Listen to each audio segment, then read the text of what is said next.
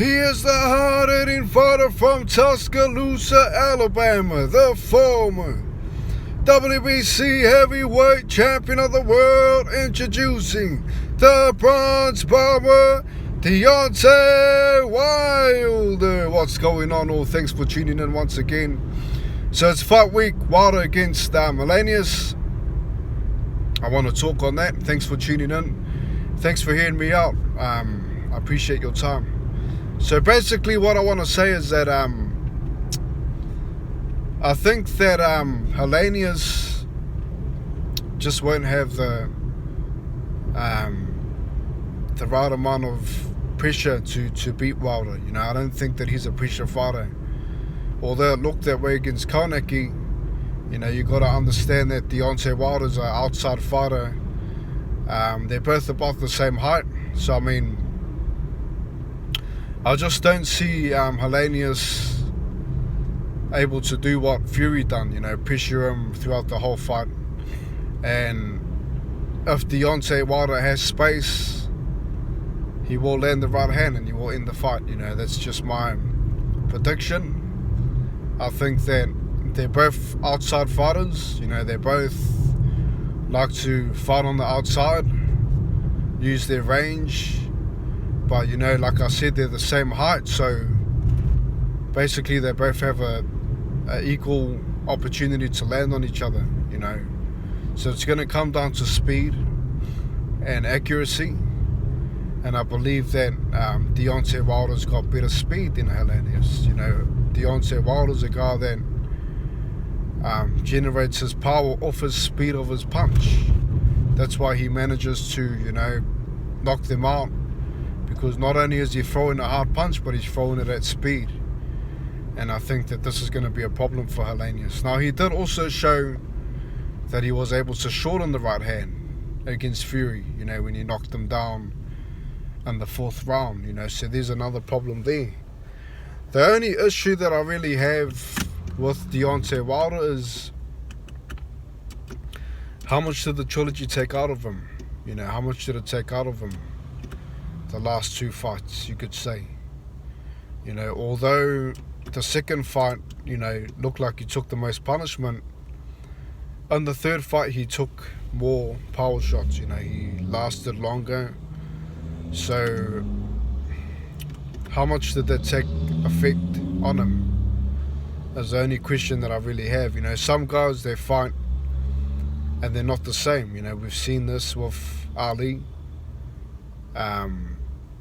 And we're going to see this with Wilder. You know, we're going to see if he is the same guy. Can he take a punch?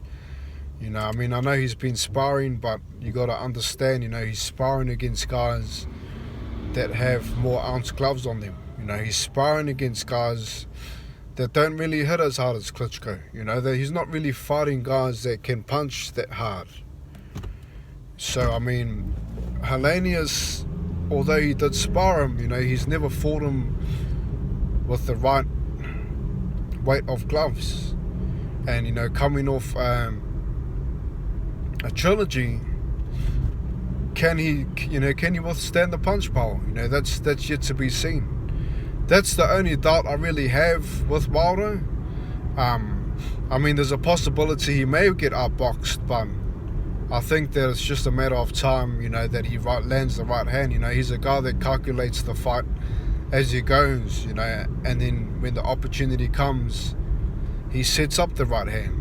You know, that's how he operates. You know, he doesn't really throw it hoping for the best. You know, this is how he gets his results. You know, he sets it up, and he has a whole 12 rounds to do it if need be. You know, so I mean, although Wilder and Fury took punishment, you know, Fury, you could see, was a lot cautious in the Dillian White fight. You know, he was very cautious. He wasn't really trying to hound down Dillian White. You know, he was keeping his range. He was very cautious. You know, he hardly got hit in the head in the Dillian White fight. You know, he was very smart. So, I mean, is Deontay Wilder going to be as smart as Fury? I believe that he will. You know, I think that he will use his range. And I think that it's just a matter of time, you know, that he lands that right hand, you know. And we've seen Gerald Washington knock out Robert Helenius. You know, we've seen him on the canvas losing by a KO. So I mean, both guys can definitely get knocked out, but we also did see that Deontay Wilder's got more heart than Helenius. So even if he puts him on the canvas, it's likely that he will get up and he will knock him out, you know, in my opinion. But then again, you know, like I say, it just depends how much punch resistance he has now. Is he still the same? Is he better? You know, those are two questions that you can ask yourself. I mean, at the end of the day, you know, he may be putting in different drills, he may be putting in different training methods, you know, inside the gym and all that. But I mean, when it comes to the stage, it's always going to be, you know, basically going back to old ways, because you're not really fighting in a different stance, you know. We saw that with the Fury fight, you know. He did apply a few things differently, but what I was impressed with was his right hand getting shortened to knock out Fury, you know, knock down Fury, I should say. So I mean, it's not like Wilder's going southpaw in this fight, you know. He's most likely is gonna, you know, resort to old ways if he does get troubled. That's a question, will he get troubled? You know, is Helenius talented enough to trouble Wilder? I mean, Helenius has good combinations, he's got a good jab, but I just think that Wilder's speed, especially coming in at a lighter weight, will be too much for Helenius. You know, I think that coming in at a lighter weight is probably the best thing for Wilder. You know, he said that, you know, he wasn't really the same guy at a heavier weight against Fury, and he didn't look like the same guy. You know, he did look sluggish, he did look off balance when he was throwing his punches. I think that his best weight is at a lighter weight. You know, I think that the second fight just rocked him up, and, you know, he thought he was forced to put on weight, but he now knows that, you know, what his weight is. And I just think his, you know, him coming in at the right weight, with better speed, you know, generating that right hand knockout with, you know, with at a lighter weight with more speed will just be too much. You know, the timing will get Helenius, and I don't see this fight lasting for too long. I mean, it could possibly go past 6, but I think that Deontay Wilder will get the job done, you know, with Helenius' first mistake that he makes.